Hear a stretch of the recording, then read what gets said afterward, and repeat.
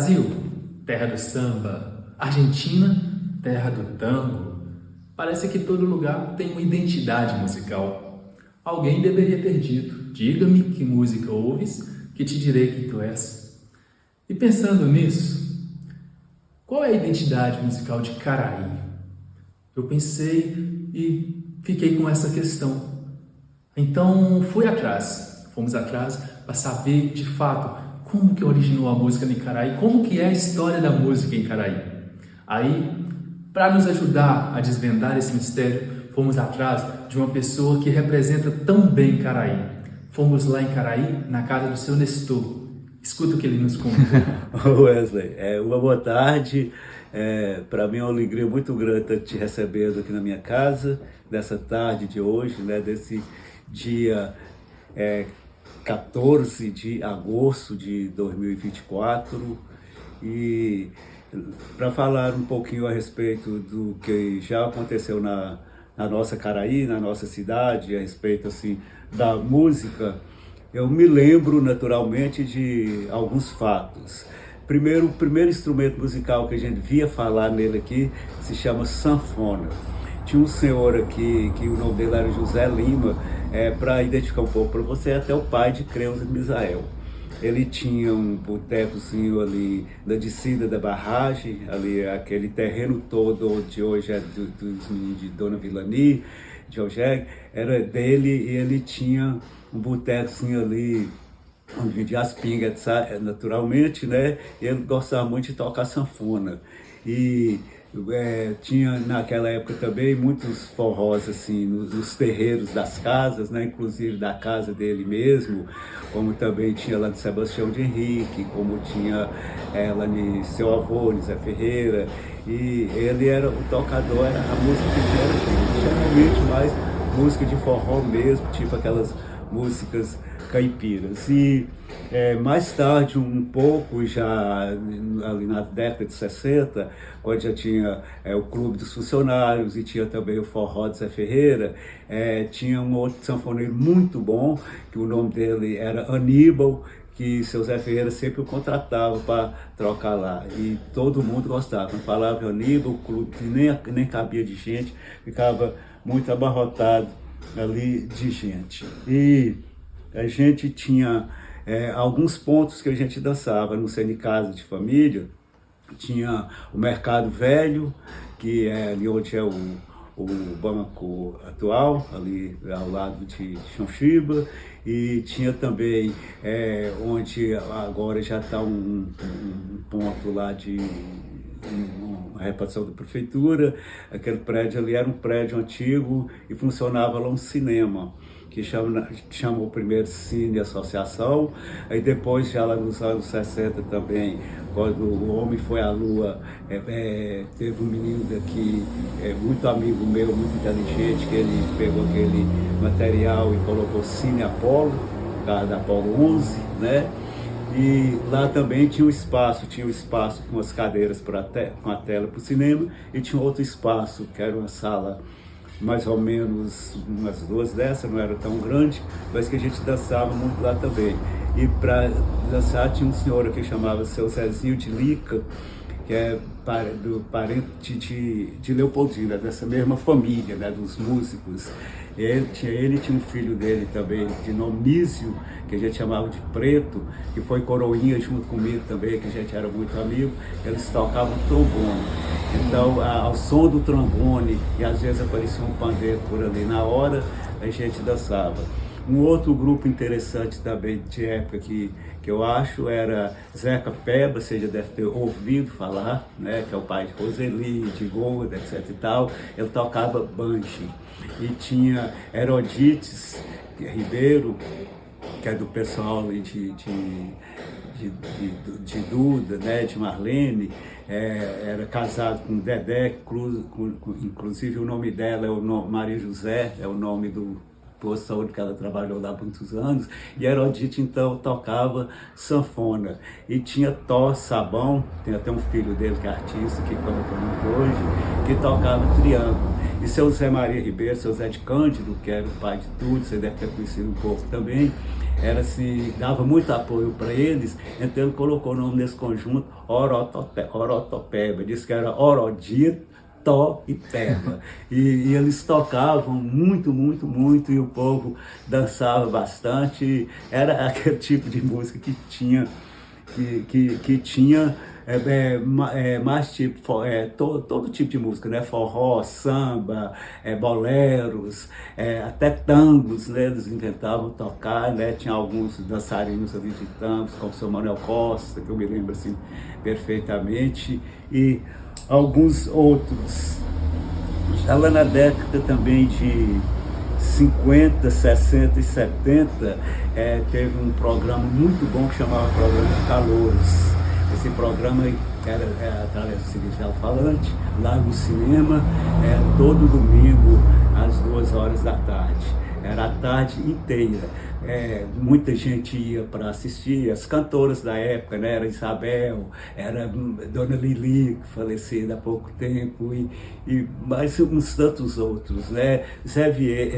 Salvador Vieira, o Zé Vieira, um deles para mim mais era Salvador, cantava também, e tinha lá, sempre acompanhados por instrumentos, era violão, sempre acompanhados por Fausto Ribeiro, né, que tocava lá, tinha aquele compromisso de tocar. E aí a gente achava aquilo muito interessante, que como a cidade era pequena, não tinha outros movimentos e nem o barulho de carro como tem agora, a gente ouvia de casa, a gente às vezes ia sentar na porta da rua, né, nas calçadas que sentava, e lá no salãozinho do cinema, que comportava ali por volta de umas 80 a 100 pessoas, ficava lotado também de gente aplaudindo aquilo. Aquele programa de calouros tinha a classificação, né, quem ficou no primeiro, no segundo, no terceiro lugar, e eram vários programas até ter o prêmio final. Era assim, foi uma coisa assim muito interessante, e sempre assim com violão. Os músicos, falando um pouco também dos músicos da cidade, o primeiro assim para ensinar mesmo veio de Novo Cruzeiro, chamava José Marques. Então ele foi contratado, se não me engano, ali por volta do final dos anos 50, no governo do prefeito Alzira Escolares. E assim que ele chegou, eu me lembro perfeitamente de Frangílio falando assim: agora já podemos comprar o harmônio, porque já tem o Zé Marques aí, dizem que ele entende muito bem de música. O Frangílio era de desconfiar, né? Dizem que entende muito bem de música. E realmente seu Zé Marques foi tocar na igreja, ensaiar os corais, na época, né, que o harmônio ficava no coro, em cima do coro, que era lá que tocava. E ele foi então o primeiro organista da igreja. Aí depois de algum tempo, João Chiba aprendeu com ele. João Chiba tocou muitos anos na igreja também, com o pessoal cantando lá. E aí a banda de música foi caminhando, e às vezes, quando seu Zé Marques foi embora, diminuía um pouco ali, esmurecia, né? Tinha alguns daqui que aprenderam, como o próprio Leopoldino aprendeu também, Leopoldino que você conheceu, e você sabe que ele sempre está tocando o sax dele, né? Depois teve um outro, Dagmar Paulino Murti, que a gente chamava de Seu Dadá. Ele era até irmão de Dona Leomar, morou aqui, veio de Virgem da Lapa, né? Lá em Virgem da Lapa, você conhece, você sabe que tem a banda lá composta há muitíssimos anos, que sempre toca lá nas festas da padroeira da diocese, né? Então o Seu Dadá também operou com essa banda de música por alguns tempos, e já mais tarde, já lá em 72, 73, veio o Tenente Davi, que foi contratado por Zé Maria Ribeiro, né, que era prefeito naquela época, que ensinou muita gente aqui a tocar. Só falando aqui um pouco o nome dos artistas, né, que são verdadeiros artistas, Leopoldino José Ribeiro, como eu já disse, José Maria Ribeiro, que é seu Zé de Cândido, João Chiba, que tocava mais na igreja, tocava na banda de música também. Essa banda de música ela foi tão importante que ela tocou na TV Itaquarumi, para Teoflotone, no programa que tinha Mineiros Frente a Frente, que tinha um quadro cidade contra cidade. Então o Flautone estava participando e precisava de uma banda de música. E como o prefeito de Lara, o doutor Luiz Leal, muito amigo do seu Zé Mário Ribeiro na época, levou a banda daqui, os meninos daqui, tinha alguns meninos, esses meninos quase ficaram loucos, né, para estar tocando na televisão, e aqui pegava tão ruim a televisão, dava trabalho para a gente enxergar a cara de quem é, mas todo mundo assistindo naquele dia, né? Então, foi um fato assim, muito importante dentro da música também que aconteceu, né? Também teve João Francisco, não sei se você chegou a conhecer João Francisco é tio de Hélio ali da Popex, ele foi aluno de Frei Olavo, então ele aprendeu com o Frei Olavo era um grande músico também, Frei Olavo era franciscano, holandês, que teve aqui nos anos ali da época de Frigídio ainda, né? Sempre ele substituía Frigídio, ele morava muito na região, né, de Teófilo Otoni para cá. E depois, um grande artista nosso também, né, que você conheceu, João Teodoro, eu tenho aqui até alguns CDs dele, um grande escritor e cantor, né, Arnaldinho, que a gente não esquece do Arnaldinho de jeito nenhum, e tá aí, Nego Miranda, né, e como instrumentista também, você conhece que é um grande do Salvador, de vez em quando está lá na igreja, de vez em quando não, mas está. E lá na igreja não precisa nem de falar, porque você está lá também, né? A gente pode esquecer de Zé Pequeno, Wesley, que está lá direto, né? Silvestre, a família, Silvio Farias, que está lá sempre com o instrumento também, e para surpresa nossa, Júlio César, que é um grande baterista e está indo muito, muito bem. Só voltando um pouco assim na história, a gente tinha aqui também muitas cantigas de roda.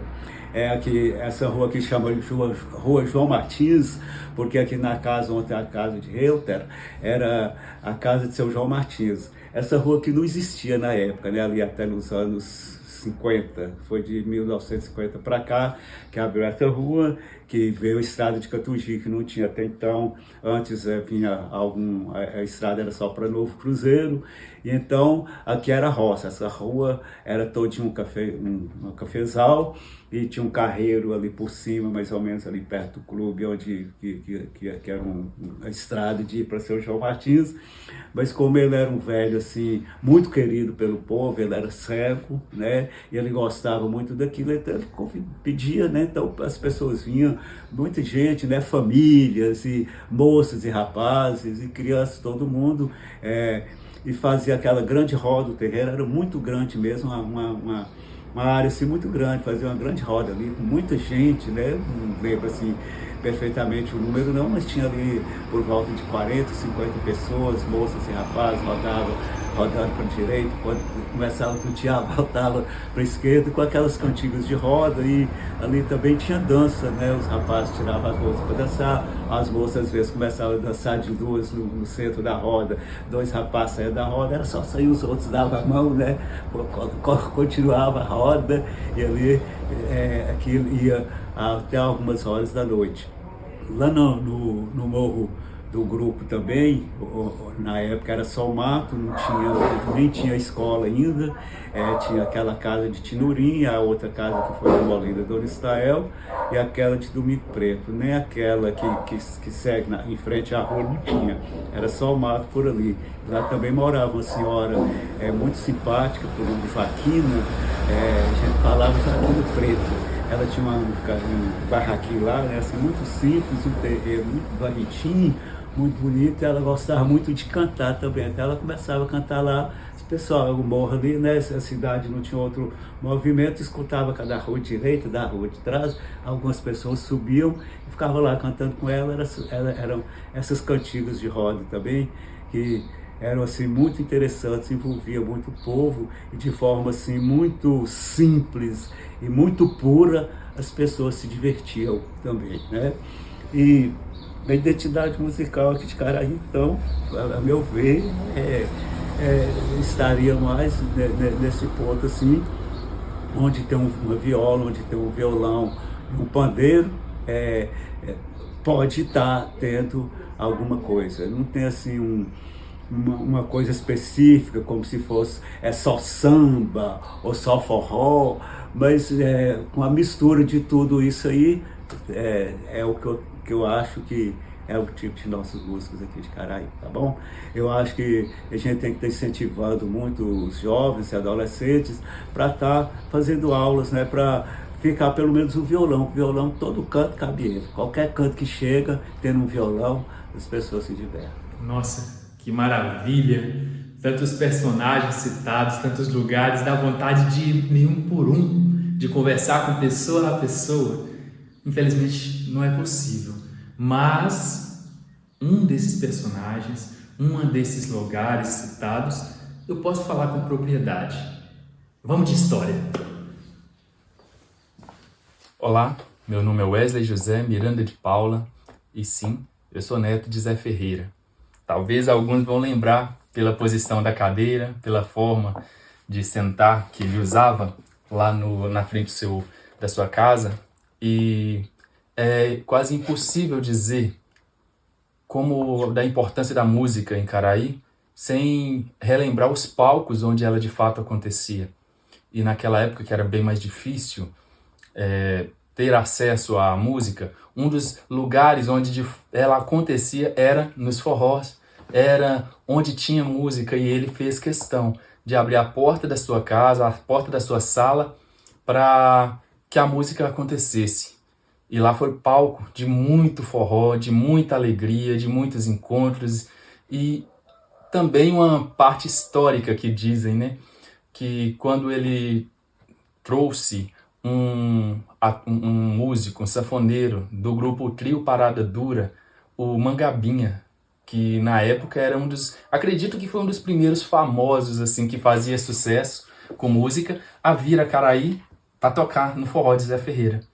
Então, eu tenho orgulho dessa história e de saber que um dia o meu avô fez parte desse espetáculo que é a música em Caraí. Hoje também sou aqui, tento, né, fazer parte desse universo com a música. A minha família eu tento também dedicar, e das raízes vão nascendo os frutos. E hoje tem a Aline, minha filha, que também, mesmo com a idade ainda desde com a idade pequena, desde menos idade, também já faz parte da música, já foi inclusive segundo lugar no Festival da Agrivales, em Teófilo Otoni, como cantora. Então, isso é um orgulho para mim. E, de fato, Caraí respira música. E quando perguntam assim, qual é a música oficial de Caraí? Eu acredito que é uma pergunta, depois de tudo que eu ouvi, que eu estudei, eu vi que é uma pergunta injusta. Porque eu tenho certeza que antes de ter Caraí, já tinha música. Seja pelos artistas, seja pelo canto dos pássaros, seja pelo barulho da cachoeira do Rio da Avenida, mas eu acredito que essa cidade foi fundada sobre a música. Nossa, quanto aprendizado, quanto conhecimento. Mas depois de entender e ouvir tanta história, tanta verdade, tanta maravilha, nós só podemos chegar a uma conclusão. É impossível caber dentro de uma única identidade musical, apenas de um único ritmo, um único estilo, toda essa história, todo esse potencial musical que nós temos em Caraí. Aqui, as crianças já nascem chorando afinado, mas de uma forma bem real, nós podemos concluir que não é um estilo, mas é a música. E sim, Caraí é terra da música. Muito obrigado.